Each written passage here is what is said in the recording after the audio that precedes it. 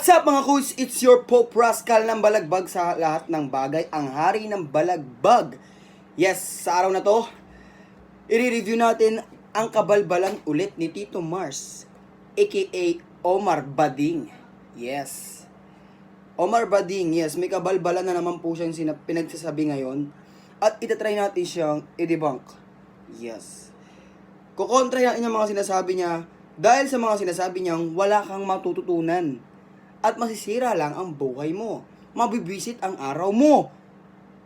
Samahan niyo ako at ating pigilan ang paghahasik ng lagim ni Omar Bading. Let's go!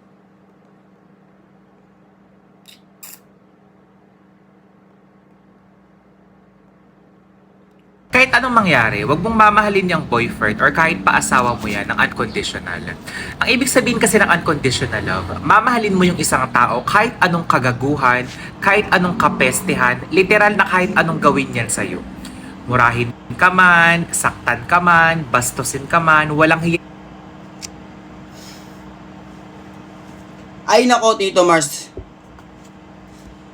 Simula nung binara kita, palala ka na ng palala. Wala ka ng matinong ginawa. Wala ka ng matinong ginawa. Tito Mars naman, ano naman ang pinagsasabi mo? Hindi mo alam yung unconditional love kasi wala ka pang love. Hindi ka pa nagkakaroon nun. Hanggang ngayon, wala pang pumipili sa'yo. Ha? At may nagsabi sa akin na meron ka naman daw naging jowa na naging trabahador sa pabrika ng biskwit. Kung totoo yun, sige, nagkaroon ka ng love. Pero siguro hindi niya sa'yo binigay yung unconditional love. Tol, magising ka naman sa katotohanan. Lagi ka na lang nanaginip. O kasi, diba? Ulitin natin yung sinabi mo, ha? Uulitin natin. Ha? Uulitin natin. Kasi, Tito Mars, hindi pwede yung mga ganong mga pinagsasabi mo eh. Diba? Kung ano-ano na lang pinagsasabi mo, Tito Mars. Walang matututunan sa'yo yung mga tao. Tapos, mabibisit pa sa'yo yung araw nila, di ba? Alam mo ba, importante yung araw na kapag nabisit sa'yo yung tao, buong araw nila masisira na. At kapag bisit silang lumabas ng pinto, madadamay sila, madadamay yung ibang tao. Di ba? Ikaw, pag bisit ka, tinanong ka, Kuya, saan po dito banda yung Jollibee? Huwag mo nga pinagkakausap! Napanood ko yung video ni Tito Omar! O, di ba? Dahil sa'yo. Diba? Pwedeng magkaroon pa ng gulo. Di mo naisip yun, Tito Mars? Tignan mo uulitin natin yung sinabi ni Tito Mars. Uulitin natin kung ano yung sinabi niya. Tignan mo, tignan niyo kung tama. Kahit anong mangyari, wag mong mamahalin yung boyfriend or kahit pa-asawa mo yan ng unconditional. Kahit ano daw mangyari, wag mo daw mamahalin yung boyfriend mo or asawa mo ng unconditional love. Wag daw kasi Ang ibig sabihin kasi ng unconditional love, mamahalin mo yung isang tao kahit anong kagaguhan, kahit anong kapestehan, Bobo! Tito Mars! Hindi ganun ang unconditional love, di ba? Ang unconditional love, mamahalin ka kahit balbas sarado ka. Ha? Kahit feeling mo babae ka at balbas sarado ka. Ganun ang unconditional love. Mamahalin ka kahit hindi mo maibigay yung pagmamahal na ibinibigay niya ng ganun kalupit. 'Di ba? Pero mamahalin mo pa rin siya. Ang unconditional love. You know what? Yung sinasabi mo, hindi na yun unconditional love, men. Obsession na yun, men. 'Di ba yung sinasabi mo na kahit tarantaduhin ka pa, ng tao, kahit gaguhin ka pa, mamahalin mo pa rin, hindi na yun unconditional love. Okay? Obsession na yun. Obsessed ka na sa tao kasi kahit ginagago ka na, niloloko ka na, minamahal mo pa rin. Yun. Nakikinig ka ba? Sinisira yung mga tao dito. Okay? Kung meron kang hinanakit sa mundo, wag mo nang i-post sa social media. Alam mo ba, ang Philippines ay isa sa mga active sa social media. Ngayon, gawa ka ng kabalbalan, madaming tao yung nadadamay sa'yo, Anong gusto mong matutunan namin sa'yo? Tapos yung mga nagpa-follow sa'yo, i-a-apply yan sa sarili nila. Di ka nag-iisip? Diba? Ito tol ha, ito yung iano ko sa'yo tol. Ito yung sasabihin ko sa'yo tol. Ito kasi yan. Makapal yung balbas mo. Malapad yung ilong mo. Para kang leon. Diba? Maskulado ka. Pero may nagmahal pa rin sa'yo. Bilang ang pagkakayala mo sa sarili mo ay Disney princess. Diba? Ang matawag sa'yo doon, ang tawag doon ay unconditional love. Pero kung siya, mamahalin ka niya bilang isa kang Disney princess, pero ang kapal ng balbas mo, at ang lapad ng ilong mo, at ikaw ay isang Omar Bading, ang pangalan mo ay Omar sa totoong buhay, hindi na yun unconditional love. Okay? Obsession na yun, tol. Okay? Boy naman! Kung ano-ano nang pinagsasabi mo eh. Tignan mo, dun pa lang, tol! Sunog ka na naman!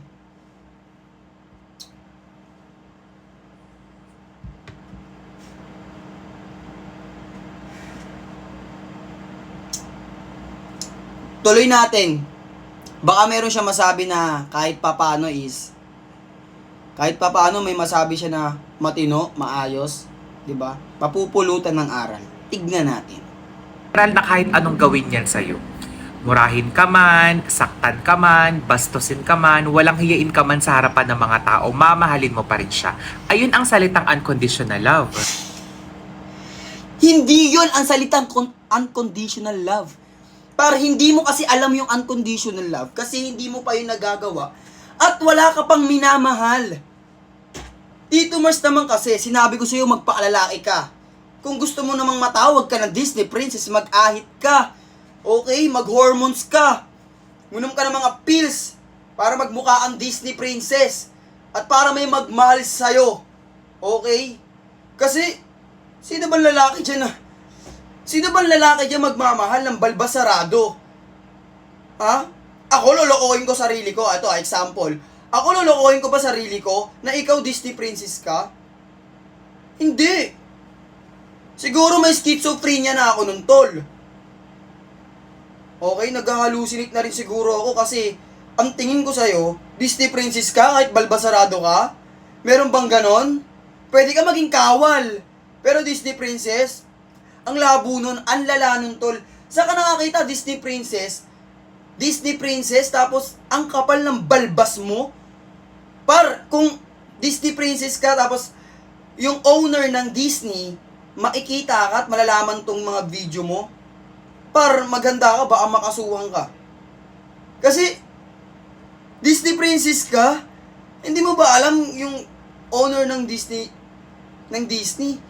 kung ano yung pagod na ginugol niya doon para makilala, tumatak yung Disney? Ha? Tapos ikaw gagamit ka lang ng Disney princess ako, kahit makapal yung balbas ko. Come on. Naktan teteng naman to. Hindi malaman sa'yo kung tao ka ba eh. Kasi ang kapal ng balbas mo eh. Pero sige, tuloy natin yung sinasabi ni Tito Omar Bading. Bakit mo kailangan ibigay yan sa lalaking nang liligaw pa lang sa'yo, boyfriend mo man, or kahit asawa mo pa yan? Hindi mo... Alam mo, kung hindi mo yun ibibigay, diba? Kung hindi mo yun ibibigay, bakit ka makikita anong lalaki nililigawan mo na dapat kang mahalin? Ibahay, maging asawa, magkaroon kayo ng pamilya. Diba? Ano bang kala mo sa ligaw-ligaw lang, laro lang? Ha? Nakapag niligawan ka, sagutin mo siya, tapos kayo na, tapos ganun lang? Ha? Hindi naman pwedeng ganun-ganun eh. Diba syempre yung mga babae, namimili din yan ng lalaki.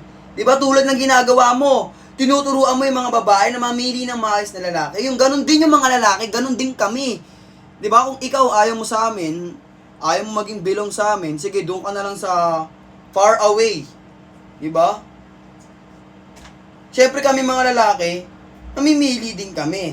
Ngayon, yung mga nililigawan namin, yun yung mga napili namin. Yung mga niligawan namin, yun yung napili namin. 'Di ba? Ngayon, kung hindi niya man rin naman mabigay yun, ba't pipiliin, 'di ba? Gets mo? Kasi ang nililigawan, pang pamilya yun, para maging isang asawa, yung ganun. Alam mo, gusto mo mamili kami yung ano lang, yung panglaruan lang, ganun. Siguro lagi ka pinaglalaruan, di ba? Dapat binibigay ang ganyang klaseng mga bagay. Kasi pag ikaw binigay mo yan sa isang tao, sa isang lalaki, ang ending niyan, ikaw rin ang masasaktan, maniwala ka sa akin. Sa isang tao mo lang dapat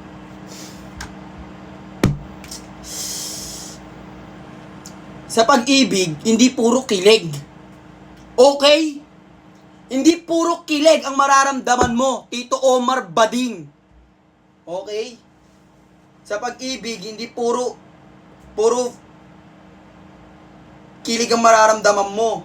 Okay? Hindi sa lahat ng oras may kuryente na spark na kinikilig ka. Kasi balbasarado ka, hindi. Joke lang. Hindi ganun yun. Okay? Ang pagmamahalan, meron niyang mga ganyan. May magkakaroon kayo ng problema, magkakaroon ka ng di ba? At saka Tito Mars, kung totoo kang tao, at naranasan mo ng mahalin, ganito yan. Ang pagmamahal, hindi mo masabi na nabigay mo na yung lahat, na hindi ko naman nabigay yung lahat eh. Hindi ko ibibigay lahat, no? Para hindi ako masaktan sa dulo. Hindi ganun yun. Sinasabi mo lang yun, karamihan dyan sa mga tao, sinasabi lang din yun. But in the end, doon nila masabi na, ang ang sakit, nabigay ko pala lahat, ng ganun-ganun lang. Di ba? Tito Mars, hindi mo pa nararanasan yan, pustahan tayo. Pustahan tayo, magkano ba? Pustahan tayo, Tito Mars. Hindi mo pa nararanasan mahalin. At wala rin gustong umamin sa'yo na ikaw ay minahal. Wala, magkano pupusta natin? Magkano ba? Magkano pupusta natin, Tito Mars? Napupusta ka ba? Wala ka yatang pera eh. Hindi ganun ha? Sige, tuloy natin baka. Ay, ito pa. binibigay ang unconditional love na yan sa anak mo. Sa kanya lang. Kung hindi mo anak yung lalaking yan, wag mong ibigay yan sa kanya. Ingatan mo yan. Napakaano mo? Napakabalbasarado mong tao. Ate, kasi maniwala ka sa akin kapag binigay mo yan sa isang tao, sa isang lalaking akala mo tama na sa'yo, ikaw lang din ang masasaktan. Huwag palagi puso ang pinapairal ha, sa realidad gamitin mo ang utak mo. Kasi maniwala ka sa akin. Paano niya gagamitin yung utak niya dito, Mars, kung ikaw na Omar Bading hindi mo ginagamit yung utak mo? Di ba? Pumapasok ka sa isang usapin na hindi mo alam yung isang usapin, mahilig ka makipasok, manghimasok, hindi ka naman kasali. Okay? Ito real talk. Ang hilig mo mag-women empowerment kahit hindi ka naman babae. O isa ka nakakita ng ganun. Nag-women empowerment ka. Lalaki ka, boy. Pero sige, wala namang mali doon. Pero mali yung mga sinasabi mo, boy. Diba? Kasi, kaya hindi mo maunawaan yon kasi lalaki ka. Pero kahit, ako lalaki ako, nauunawaan ko yung mga sistema eh. Ikaw wala eh. Literal ka lang na pita. Kung ito lagi ang pinapairal mo, magugutom ka, mahagard ka, mapapagod ka. Pairalin mo tong utak mo. Yung sinabi po niya na yon, tama yon. Okay? Pero yung sinabi niya na i-apply nyo, mukhang hindi na yon. Mukhang hindi yun. Kasi, nami-mislead po kayo dito sa video ni Tito Omar Bading. Okay? Baklitang ulikbay.